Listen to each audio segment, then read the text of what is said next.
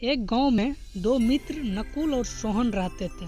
नकुल बहुत धार्मिक था और भगवान को बहुत मानता था, जबकि सोहन बहुत मेहनती था। एक बार दोनों ने मिलकर 1 बीघा जमीन खरीदा, जिससे वो बहुत फसल उगाकर अपना घर बनाना चाहते थे। सोहन तो खेत में बहुत मेहनत करता, लेकिन नकुल कुछ काम नहीं करता, बल्कि मंदिर में जाकर भगवान से अच्छी फसल के लिए प्रार्थना करता। इसी तरह समय बीतता गया। कुछ समय बाद खेत की फसल पककर तैयार हो गई, जिसको दोनों ने बाजार ले जाकर बेच दिया और उनको अच्छा पैसा मिला। घर आकर सोहन ने नकुल को कहा कि इस धन का ज्यादा हिस्सा मुझे मिलेगा, क्योंकि मैंने खेत में ज्यादा मेहनत की है। यह बात सुनकर नकुल बोला, नहीं, धन का तुझसे ज्यादा हिस्सा मुझे मिलना चाहिए, क्योंकि मैंने भगवान से इसकी प्रार्थना की ताकि हमको अच्छी फसल हुई।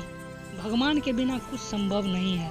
धन के बंटवारे को लेकर दोनों गांव के मुखिया के पास पहुंचे।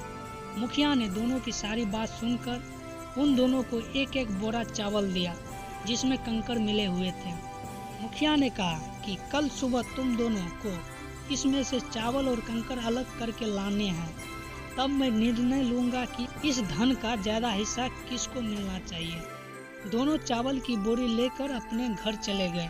सोहन ने रात भर जागकर चावल और कंकड़ को अलग किया। नकुल चावल की बोरी को लेकर मंदिर में गया और भगवान से इसके लिए प्रार्थना की।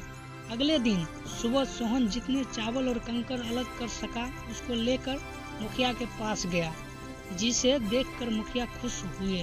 नकुल वैसी की वैसी बोरी को लेकर मुखिया के पास गया। मुखिया ने नकुल को कहा, दिखाओ तुमने कितने चावल साफ किए हैं। नकुल ने कहा कि मुझे भगवान पर पूरा भरोसा है, चावल साफ हो गए होंगे। जब बोरी को खोला गया तो चावल और कंकड़ वैसे के वैसे ही थे।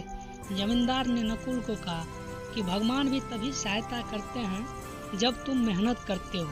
इसके बाद नकुल भी सोहन की तरह खेत में मेहनत करने लगा और अब की बार उनकी फसल पहले से भी अच्छी हुई।